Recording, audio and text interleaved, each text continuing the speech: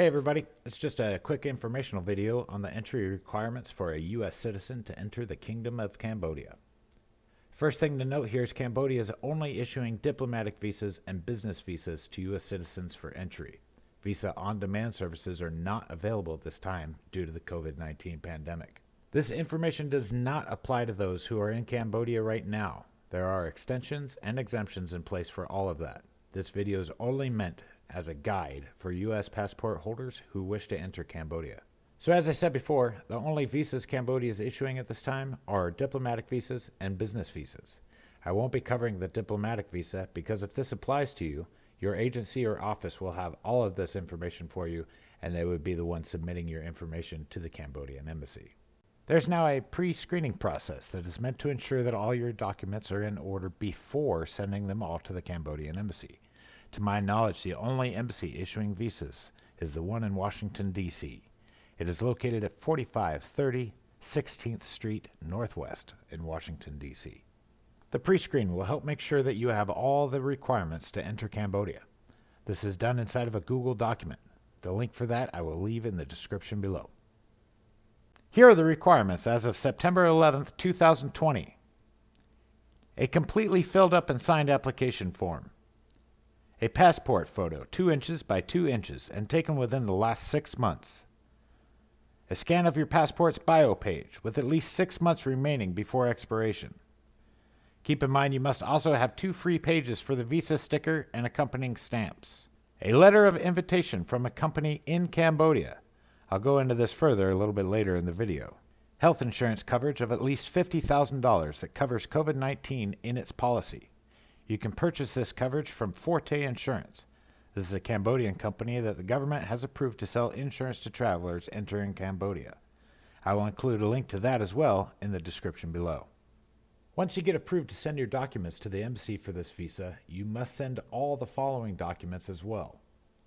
The filled out and signed application form, 2 passport photos, your actual passport, the letter of invitation that I will discuss in a little bit, health insurance coverage that I described earlier, and the visa fee of $35.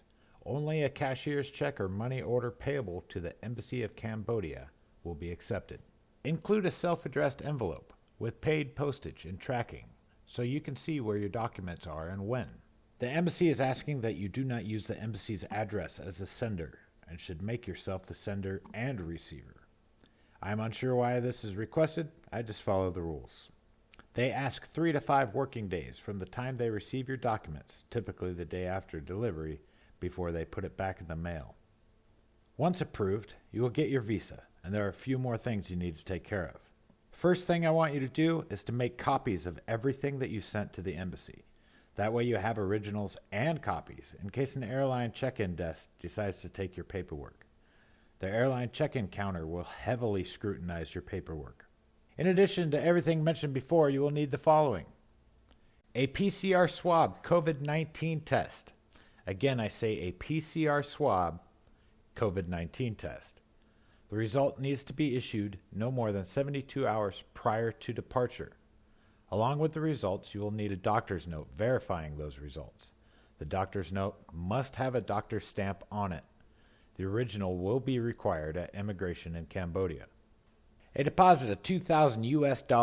This used to be $3,000, but they reduced it. It should be in cash and is often verified by airplane staff prior to boarding transfer flights. I'll go into the deposit a little bit here. At immigration, there will be bank kiosks from Canadian Bank and ABA Bank. They will take your deposit and open you an account. They will give you an ATM card. After the required quarantine, the remaining funds will be available to you a few days later. Here's the cost breakdown of quarantine and what will be taken from your deposit. When you pass through immigration, you will be directed to a bus. Outside of the bus, you will be given a PCR COVID test. This test costs $100.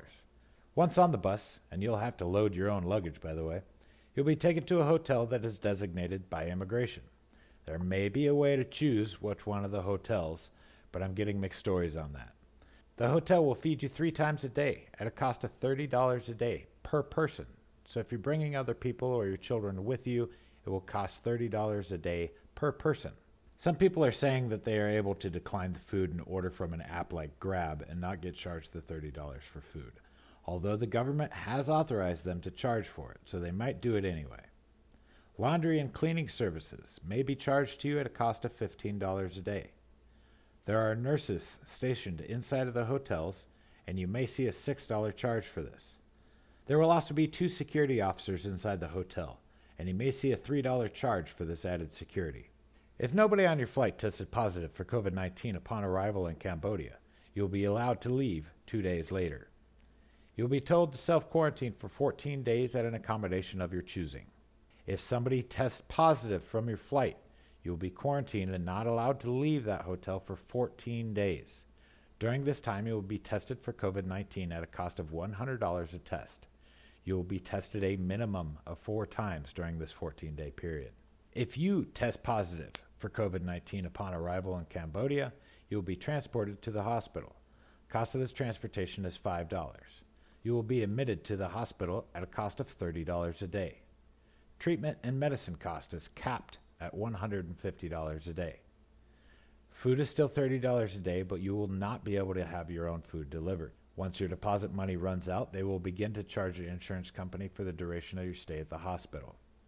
Cambodia has reported 274 confirmed cases of COVID-19 with 0 deaths as of the recording of this video on the 11th of September at 4 p.m. Pacific Daylight Savings Time.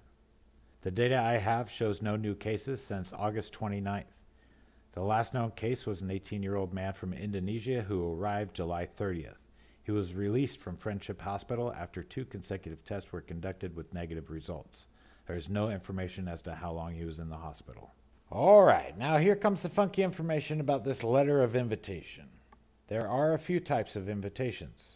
There's a sponsored invitation. This is where the company inviting you to Cambodia submits a certificate of guarantee, which would be issued by the Royal Government of Cambodia, or RGC. The sponsor must request this online to the RGC via the website registrationservices.gov.kh. Booking of the hotel must be done in advance and still using the 2 hotels authorized by the government. With the sponsored invitation, all expenses are paid by the sponsoring company and you will not be required to have the $2,000 deposit.